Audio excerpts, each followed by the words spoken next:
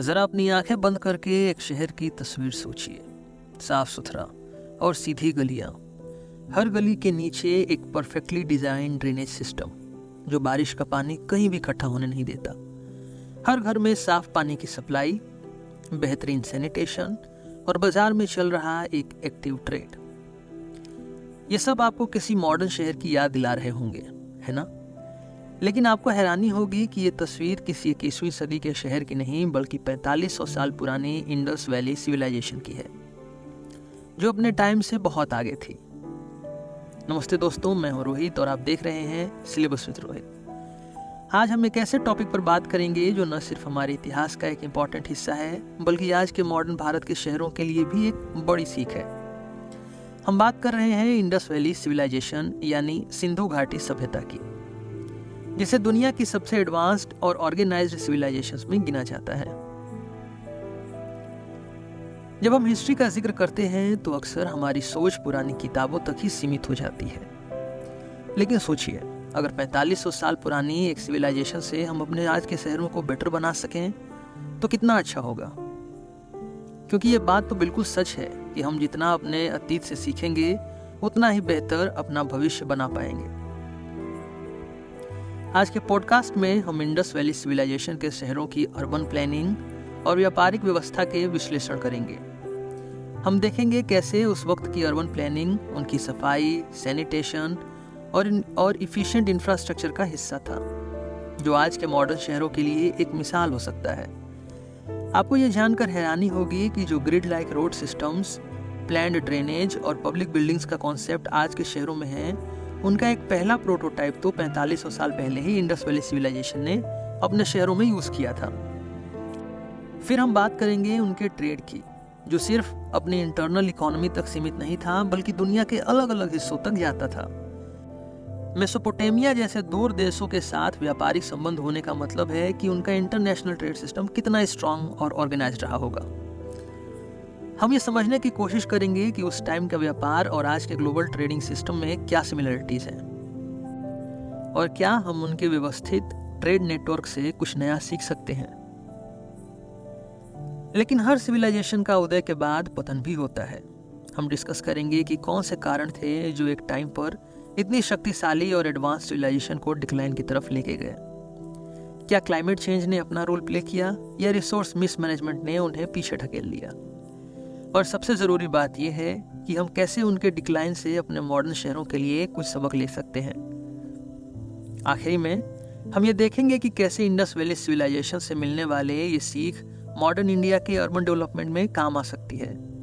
आज भारत के शहरों में अर्बनाइजेशन की स्पीड बहुत तेज़ी से बढ़ रही है और ऐसे में हम सस्टेनेबल डेवलपमेंट के बिना अपने शहरों को इफिशिएंट मैनेज नहीं कर सकते। तो क्या हमारे आज के पॉलिसी मेकर्स, प्लानर्स और सिटीजन्स कुछ लेसन्स इंडस वैली सिविलाइजेशंस के टाइम से ले सकते हैं कि नहीं? तो आज के इस सफर में आपके साथ हम मिलकर एक्सप्लोर करेंगे एक प्राचीन सिविलाइजेशन का रोल हमारे मॉडर्न शहरों के भविष्य में। क्योंकि दोस्तों, जब हम अपने पुराने शहरों से सीखते हैं तभी हम नए शहरों को बेहतर तरीके से प्लान कर सकते हैं। तो चलिए शुरू करते हैं आज का ये सफर इंडस वैली सिविलाइजेशन की दुनिया में। शहर की प्लानिंग का कॉन्सेप्ट आज के मॉडर्न समय में कितना ज़रूरी है, ये हम सब जानते हैं। लेकिन क्या आपको पता है कि अर्बन प्लानिंग का ये कॉन्सेप्ट जो आज हम अपने शहरों में देखते हैं वो कई हज़ारों साल पहले भी दुनिया में एग्जिस्ट करता था। इंडस वैली सिविलाइजेशन यानी सिंधु घाटी सभ्यता इस बात का एक परफेक्ट एग्जाम्पल है कि एंशिएंट सिविलाइजेशंस का अर्बन प्लानिंग कितना एडवांस्ड और विजनरी था।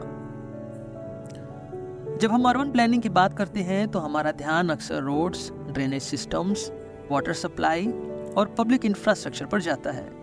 लेकिन इंडस वैली सिविलाइजेशन में ये सब कॉन्सेप्ट सिर्फ थ्योरी में नहीं बल्कि प्रैक्टिस में लाए गए थे। मोहनजोदारो और हड़प्पा जैसे शहरों का लेआउट देखिए।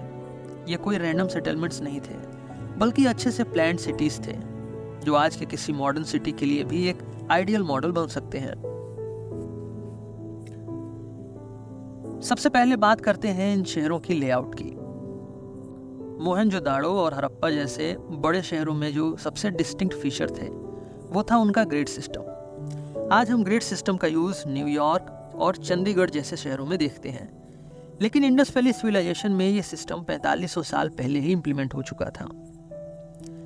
इन शहरों के मेन स्ट्रीट्स बिल्कुल सीधी थी और आपस में एक दूसरे को 90 डिग्री पर कट करती थी। ये एक प्लान ग्रिड पैटर्न का अंडर में आता है। यह सिस्टम एक साफ और ऑर्गेनाइज्ड शहर बनाने में मदद करता था, जहां हर घर, मार्केट और पब्लिक एरिया का एक क्लियर डिमार्केशन था। स्ट्रीट्स इतनी चौड़ी थी कि बड़े ट्रांसपोर्ट इजीली मूव कर सकें और रेसिडेंशियल एरियाज को पब्लिक स्पेसेस से अच्छे से सेपरेट किया गया था। मेन स्ट्रीट्स ब्रॉड थी यानी चौड़ी, और सेकेंडरी स्ट्रीट्स उनसे लिंक्ड थी जो रेसिडेंशियल एरियाज तक जाती थी। एक और चीज जो मोहनजोदाड़ो और हड़प्पा को अर्बन प्लानिंग का एक एडवांस एग्जाम्पल बनाती है वो था उनका ड्रेनेज सिस्टम। यह शहर सिर्फ सड़क और बिल्डिंग्स के लेआउट तक सीमित नहीं थे। हर गली के साथ साथ चलते हुए आपको एक स्ट्रक्चर्ड ड्रेनेज सिस्टम मिलता था। ये ड्रेन्स ब्रिक से बनाए गए थे और रेगुलरली मेंटेन्ड होते थे। स्पेशल बात यह थी कि इन ड्रेन्स को कवर किया गया था ताकि गंदगी और पोल्यूशन न हो। यह सिस्टम इतना एफिशिएंट था कि आज के मॉडर्न शहरों को भी एक लेसन दे सकता है। साथ ही सैनिटेशन भी यहाँ एक मेजर प्रायोरिटी थी। हर घर में प्राइवेट वेल्स थे जो लोगों को पानी सप्लाई करते थे, और बाथरूम्स का कनेक्शन ड्रेनेज सिस्टम से डायरेक्टली था। बाथरूम्स का वाटर डायरेक्टली ड्रेन्स में जाता था और सॉलिड वेस्ट के लिए भी सेपरेट सिस्टम्स थे। हर घर में सैनिटेशन फैसिलिटीज का होना बताता है कि लोगों की हेल्थ और हाइजीन पर कितना ध्यान दिया जाता था। ये चीजें सिर्फ अर्बन प्लानिंग नहीं बल्कि गवर्नेंस का एक पार्ट थी, जो बताती है कि वहां की एडमिनिस्ट्रेशन कितना स्ट्रक्चर्ड था। इसके साथ ही पब्लिक इंफ्रास्ट्रक्चर भी काफी वेल डेवलप्ड था।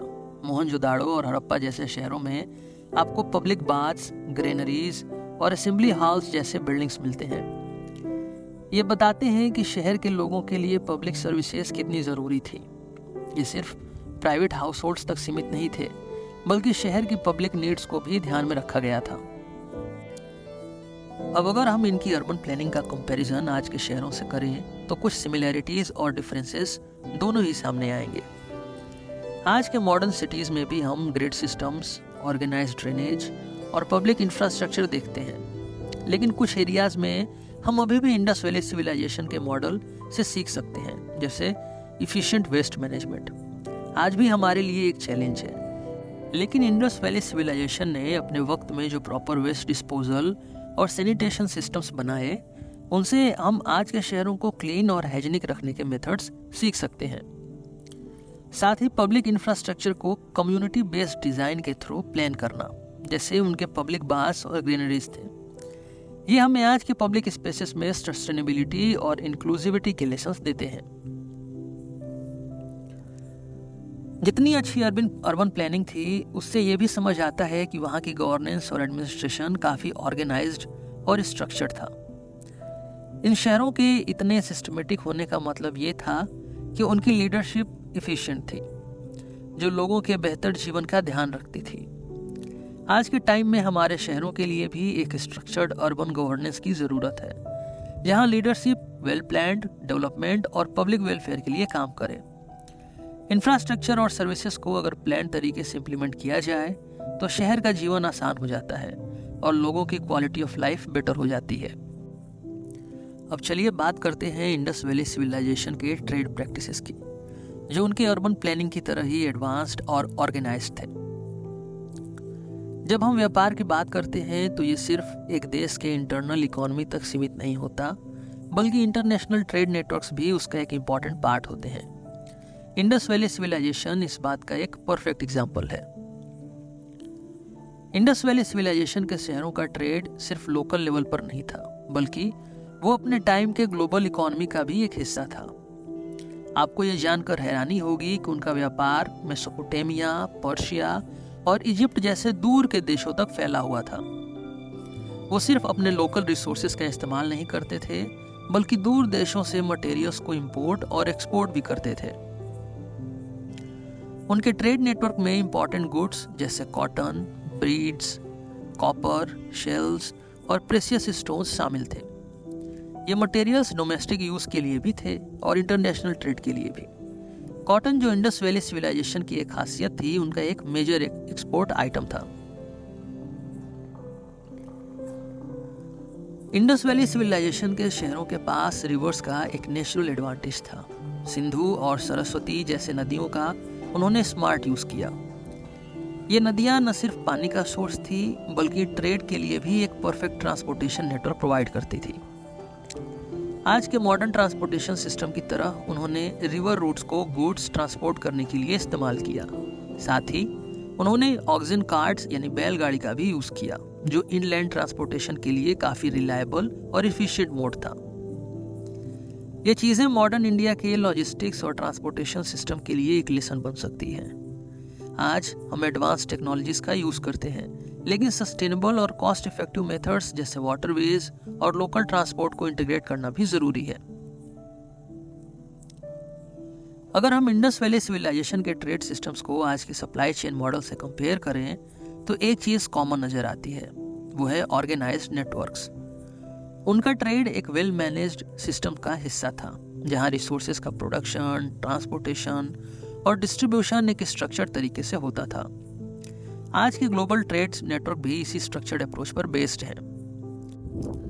आपने कभी सोचा है कि एक सिविलाइजेशन का सक्सेस सिर्फ उसके शहरों के लेआउट और एडमिनिस्ट्रेशन तक सीमित नहीं होता, बल्कि उसकी व्यापार व्यवस्था का भी एक इम्पॉर्टेंट रोल होता है।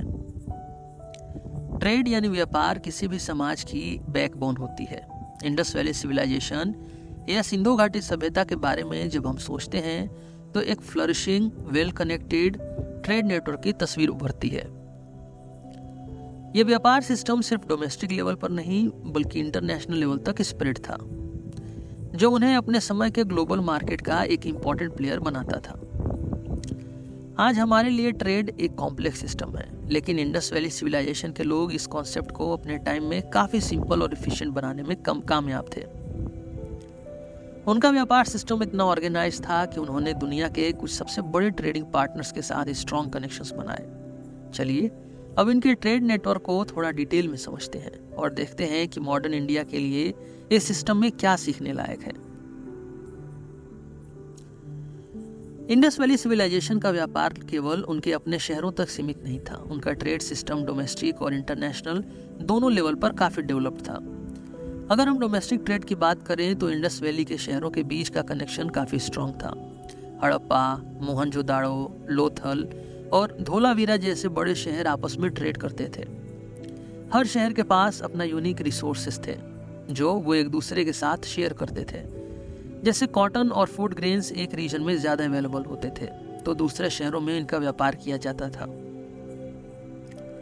लेकिन इंडस वैली का ट्रेड काफी दूर तक फैला हुआ था। ये लोग मेसोपोटामिया, पर्सिया, ओमान और बहराइन जैसे रीजन्स के साथ भी ट्रेड करते थे। ये global trade connections Indus valley civilisation के इकोनॉमिक स्ट्रेंथ को और स्ट्रॉन्ग बनाते थे। मेसोपोटामिया से हुए ट्रेड कनेक्शंस का जिक्र सुमेरियन टेक्स्ट में भी मिलता है, जहां वो मेलुहा नाम से इंडस वैली को रेफर करते थे।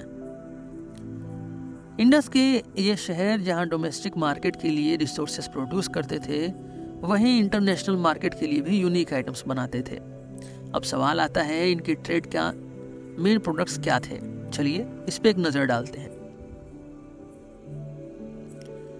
इंडस वैली सिविलाइजेशन के ट्रेड के मेन प्रोडक्ट्स में cotton, beads, copper, shells, lapis lazuli और प्रेशियस स्टोन्स शामिल थे। ये आइटम्स न सिर्फ उनके डोमेस्टिक मार्केट में बिकते थे बल्कि इंटरनेशनल मार्केट में भी इनका एक्सपोर्ट होता था।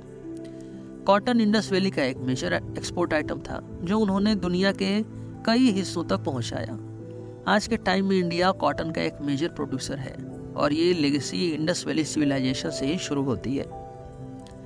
इसके अलावा बीड्स का ट्रेड भी काफ़ी फ्लोरिशिंग था। इंडस के लोग बीड्स बनाने में काफ़ी माहिर थे और उनके डिज़ाइंस और क्राफ्ट्समैनशिप को मेसोपोटामिया जैसे रीजन्स में काफ़ी पसंद किया जाता था। कॉपर भी एक इम्पॉर्टेंट ट्रेडेड आइटम था जिसे वो राजस्थान और अफगानिस्तान के रीजन से इंपोर्ट करके अपने गुड्स मैन्युफैक्चर करते थे। इनके अलावा लेपिस लजुली और टर्कोइस जैसे प्रेशियस स्टोन्स का ट्रेड भी काफ़ी ज़्यादा होता था, जो मेनली अफगानिस्तान और ईरान से आते थे। उनके इम्पॉर्टेंट ट्रेडिंग पार्टनर्स में सबसे पहले नाम मेसोपोटामिया का आता है। मेसोपोटामियन सिटीज़ जैसे कि उर और सुमेर के साथ उनका काफ़ी स्ट्रॉन्ग ट्रेडिंग रिलेशनशिप था। इस ट्रेड के जरिए इंडस वैली सिविलाइजेशन को मेटल्स और अदर मटेरियल्स मिलते थे जो उनके डोमेस्टिक प्रोडक्शन सिस्टम्स के लिए ज़रूरी थे। बहराइन और ओमान से भी उनका व्यापार चलता था, जहां से वो कॉपर और सी सेल्स लेते थे। अब बात करते हैं इन गुड्स को ट्रांसपोर्ट करने का तरीका। इंडस वैली सिविलाइजेशन के शहरों के पास एक बड़ा एडवांटेज था, रिवर्स। ये लोग सिंधु नदी और सरस्वती नदी के आसपास बसे थे और इन्होंने इन नदियों का स्मार्ट यूज किया। रिवर रूट्स उनका प्राइमरी मोड ऑफ ट्रांसपोर्टेशन था। शिप्स और बोट्स का इस्तेमाल करके वो गुड्स को शहरों के बीच और इंटरनेशनल ट्रेड रूट्स पर इजीली ट्रांसपोर्ट करते थे। लोथल जैसे शहर के पास एक स्ट्रक्चर्ड डॉकयार्ड था, जो उस टाइम के लिए एक रिमार्केबल अचीवमेंट थे। ये बताता है कि उनका मैरीटाइम ट्रेड कितना डेवलप्ड था। रिवर ट्रांसपोर्टेशन के अलावा उन्होंने बैलगाड़ी का भी यूज किया, जो इनलैंड एरियाज में गुड्स ट्रांसपोर्ट करने का एक एफिशिएंट और कॉस्ट इफेक्टिव मेथड था। बैलगाड़ी का यूज रूरल और अर्बन एरियाज के बीच गुड्स को इजीली ट्रांसपोर्ट करने के लिए किया जाता था। आज के मॉडर्न इंडिया में भी हम एक इफिशिएंट ट्रांसपोर्टेशन सिस्टम देखते हैं, लेकिन इंडस वैली सिविलाइजेशन ने इतने पुराने समय में भी काफी स्मार्ट और सस्टेनेबल ट्रांसपोर्टेशन सिस्टम एडॉप्ट किए थे।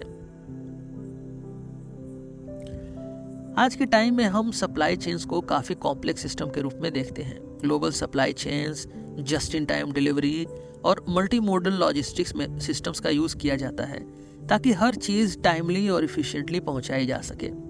लेकिन अगर हम इंडस वैली सिविलाइजेशन के ट्रेड सिस्टम्स को देखें तो उसमें भी कई सिमिलैरिटीज मिलेंगी। एक चीज जो हमें कॉमन मिलती है वो है ऑर्गेनाइज्ड नेटवर्क्स। इंडस के लोगों का ट्रेड सिस्टम एक स्ट्रक्चर्ड नेटवर्क का पार्ट था। उन्होंने अपने रीजनल रिसोर्सेज को एक्सपोर्ट इंपोर्ट के लिए ऑर्गेनाइज किया था और उससे अपनी इकोनॉमी को बैलेंस में रखते थे। आज भी हमारे मॉडर्न सप्लाई चेन इसी प्रिंसिपल पर काम करते हैं, एफिशिएंट रिसोर्स मैनेजमेंट और टाइमली डिस्ट्रीब्यूशन। लेकिन एक डिफरेंस जो हमें देखने को मिलता है वो है इंडस वैली सिविलाइजेशन का फोकस ऑन लोकल प्रोडक्शन और सेल्फ सफिशिएंसी। ये लोग अपने रिसोर्सेज का इस्तेमाल सस्टेनेबल तरीके से करते थे और अपने लोकल प्रोडक्शन को ग्रो करते थे। आज के समय में भी जब हम ग्लोबलाइजेशन और मास प्रोडक्शन के बारे में सोचते हैं तो ये लोकल प्रोडक्शन का लेसन काफ़ी वैल्यूएबल हो जाता है। इंडिया में आत्मनिर्भर भारत जैसे इनिशिएटिव इसी सेल्फ सफिशिएंसी को इनकरेज करते हैं।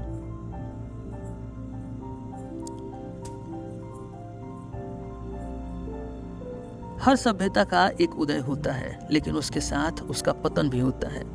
इंडस वैली सिविलाइजेशन अपने अर्बन प्लानिंग और ट्रेड नेटवर्क के लिए मशहूर थी, लेकिन कुछ हजार सालों के बाद ये शानदार सभ्यता भी अपने चरम से गिर गई। लेकिन ये गिरावट क्यों हुई, इसके पीछे कई थियरीज हैं जो हमें इस बारे में सोचने पर मजबूर करती हैं कि अगर उन्होंने अपने रिसोर्सेज का ध्यान रखा होता तो शायद आज हम इंडस वैली सिविलाइजेशन को एक फ्लोरिशिंग कल्चर के रूप में देख रहे होते।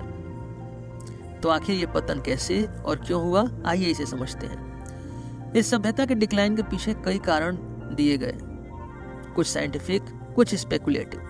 आज हम इन थियरीज को समझने की कोशिश करेंगे और देखेंगे कि कैसे ये उन्हें सस्टेनेबल अर्बन डेवलपमेंट के लिए एक जरूरी सबक देते हैं। इंडस वैली सिविलाइजेशन का डिक्लाइन के पीछे एक पॉपुलर थियरी है क्लाइमेट चेंज की। कुछ हिस्टोरिकल डेटा और स्टडीज के मुताबिक सरस्वती नदी के सूखने और सिंधु नदी के कोर्स का शिफ्ट होना इस सभ्यता के पतन का एक मेजर कारण था। रिवर्स इनके अर्बन सेंटर्स के लिए एक लाइफलाइन थी। जैसे ही रिवर्स का पानी घटने लगा, इनके एग्रीकल्चर और अर्बन सेटलमेंट्स पर असर पड़ना शुरू हो गया। एग्रीकल्चर के बिना इन्हें फूड सप्लाई और ट्रेड रिसोर्सेज में दिक्कत आने लगी, जो इवेंचुअली लोगों को अपने शहरों को छोड़ने पर मजबूर कर दिया। रिसोर्स ओवर एक्सप्लॉयटेशन भी एक दूसरी मेजर थियरी है। इंडस वैली सिविलाइजेशन अपने पीक पर थी, लेकिन शायद उन्होंने अपने रिसोर्सेज का ओवर यूज कर लिया था। डिफॉरेस्टेशन, सॉइल डिग्रेडेशन और वाटर मैनेजमेंट में उनकी कमी उन्हें लॉन्ग टर्म सस्टेनेबल ग्रोथ से दूर ले गई। जब रिसोर्सेज डिप्लीटेड होने लगे, खत्म होने लगे, तो उनकी इकोनॉमी और अर्बन सेंटर्स को सस्टेन करना मुश्किल हो गया। एक और थियरी जो कही जाती है वो है इन्वेजन का। कुछ हिस्टोरियंस मानते हैं कि इंडो आर्यन ग्रुप्स ने इंडस वैली पर आक्रमण किया, जो उनके डाउनफॉल का एक कारण बन सकता है। लेकिन इस इन्वेजन थ्योरी को लेकर आज भी स्कॉलर्स में कंसेंसस नहीं है। इन थियरीज के बेस पर एक बात क्लियर होती है, इंडस वैली के लोग अर्बन डेवलपमेंट और नेचुरल रिसोर्स मैनेजमेंट को लॉन्ग टर्म पर्सपेक्टिव में देख नहीं पाए। इस वजह से उनका डाउनफॉल शुरू हो गया।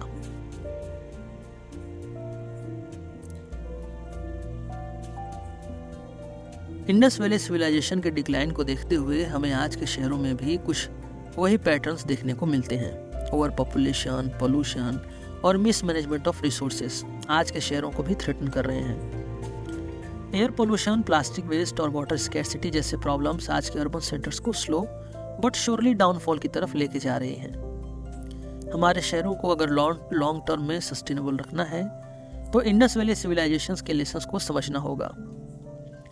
हमें रिसोर्स मैनेजमेंट, सस्टेनेबल ग्रोथ और एफिशिएंट गवर्नेंस का एक बैलेंस बनाना होगा, वरना जैसे इंडस के बड़े शहर एक दिन खाली हो गए, वैसे ही आज के मॉडर्न अर्बन सेंटर्स भी एक टाइम पर खाली हो सकते हैं। इसके साथ हमारा ये एपिसोड यहीं पे ख़त्म हुआ। धन्यवाद।